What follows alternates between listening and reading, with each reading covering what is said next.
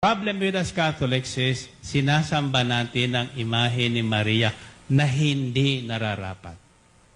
Walang imahen tayong dapat sasambahin, kundi dapat igalang bilang mukha ng taong dapat igalang.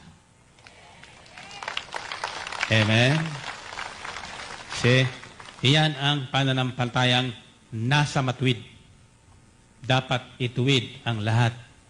Amen? Mali naman yung galit kayo kay Maria.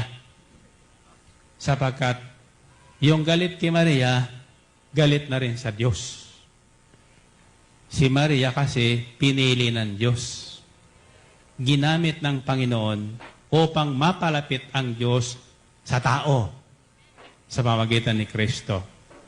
So, kung ang Diyos ay ginamit si Maria para malapit sa tao, bakit nga naman din natin gamitin si Maria sa ating pananampalataya para malapit tayo kay Kristo? Amen? The problem with us Catholics is, hindi nakarating kay Kristo, nakatali kay Maria. Totoo, hindi. Sino sa inyo mga Marianista?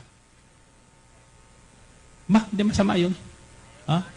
If you're a Marian, you should be proud of that, but you should know what is your being a Marian devotee. Matulad kay Maria na walang inang sinasamba at iniingatan kundi ang salita ng Diyos.